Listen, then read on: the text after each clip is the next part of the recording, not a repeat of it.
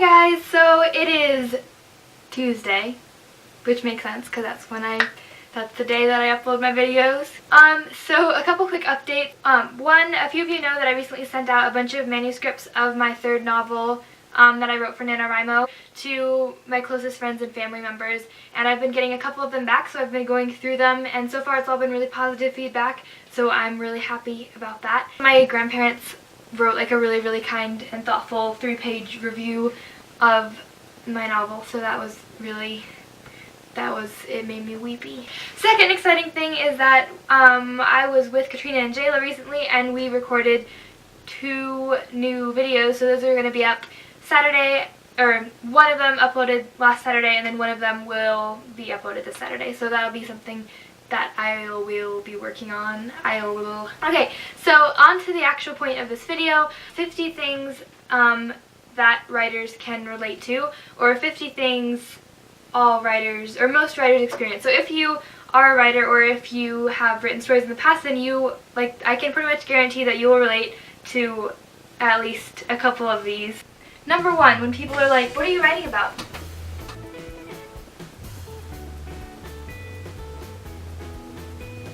2, when people are like walking behind you, or they come up to you to talk to you and you're on your laptop writing, and you just like shut your laptop like really fast. Like, open your laptop, I want to see what you're doing, and you don't want people to read it, and you're just like, I'm not hiding anything, I'm just writing and I don't want you to read it, and it's not even like that embarrassing or weird of a thing that I'm writing about. It's not ready for the eyes of people. 3, your Google search history is very random and kind of creepy, and if someone saw it, they would be like really confused.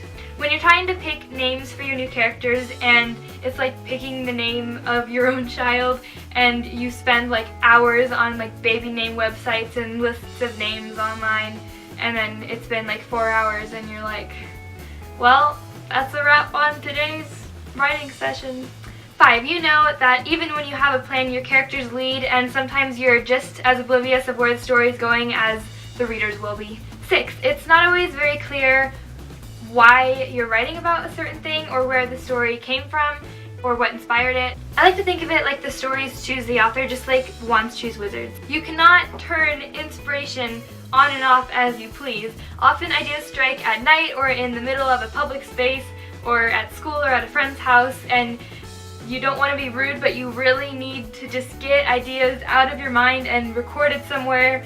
So you have to either like go to the bathroom and like jot things down on your phone. A lot of things have happened because of that, and it can create some very awkward situations. 8, when you're writing, time goes faster, and you often miss out on family events or meals because you think you're just going to finish something really fast and then go join them, but you were wrong.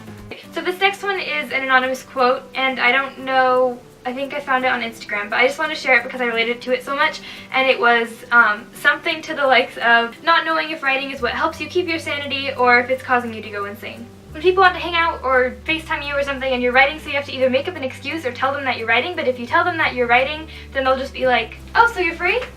And you're just like, no, I'm not free, but it's like, it's not that writing is a bigger priority than spending time with you, it's just, it sort of is right now, but not in a mean way. You see, writing is like having homework for the rest of your life, and you can't really control when you have to do it, and it's an urge. It's like peeing. When you gotta go, except writing takes way more time than peeing. Hello? Number 11, going along with that, you don't write because you want to, you write because you have to. 12, your characters talk to you. Not like actual voices in your head, but kind of sometimes like exactly like that. 13, having so many vivid scenes and dialogues and ideas in your head that after a while you start to mix up what you actually wrote down with what you just have stored in your head. 14, having that one perfect, brilliant, inspirational, powerful, amazing idea, and then remembering the fact that you had that perfect idea, but forgetting what the perfect idea was, or even worse, not being able to put it into words. Your best ideas come when there's nowhere to write them down. 16, even though you know you make mistakes all the time in your speech and even in your writing, a lot of times it bothers you so much when you see like little things like the misuse of a semicolon or like a word spelled wrong or grammatically incorrect sentences when other people say them or when other people write them down and you notice them. When you do end up sharing your novel with someone and you want to know what their reaction is, but you don't want to be there when they react, and you don't want them to tell you what their reaction is, but you want to know what their reaction is, and it's really hard.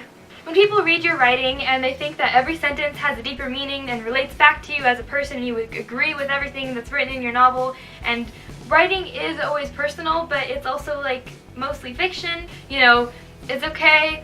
My parents aren't actually evil spies. That part of the story doesn't represent some dark, evil secret about my family. Don't worry about me. It's a fictitious story, and Tessa's parents are just evil in the fictitious story, and that's just how it goes. 19. When people are always telling you their ideas for your novel or asking you to write them into the story, and you're just like, you're cool, but it's my novel. Thanks anyway. When people are always wanting a sequel, but you have no intention whatsoever of writing a sequel, so you're just like, you know, probably not, but no, sorry, maybe, probably not, no, sorry, no, maybe. 21. People think we write about our characters, but in reality we either write for them or with them. Trying not to get sucked into the internet while you're writing. The struggle of deciding whether or not to kill off a character, and the struggle of actually killing that character, in which case you actually decide to follow through with killing that character. Some writers might enjoy killing off their characters, but some of us actually don't. Sitting down for an hour to write and either writing like 5 pages or 5 words, there is no in between. I mean, there kind of is, but it doesn't feel like it. 4 hours is like 10 minutes in writer time. It goes really fast. When you think you're going to just jot something down or take 5 more minutes to finish up something, and then you promise you're gonna text that person back or do your homework or go upstairs for dinner, and then 2 hours later you realize what you've done and you feel a strange combination of guilt and amusement and confusion. When you have a character you're longing to write but you can't figure out what their story is. Trying to fix plot holes or change little seemingly meaningless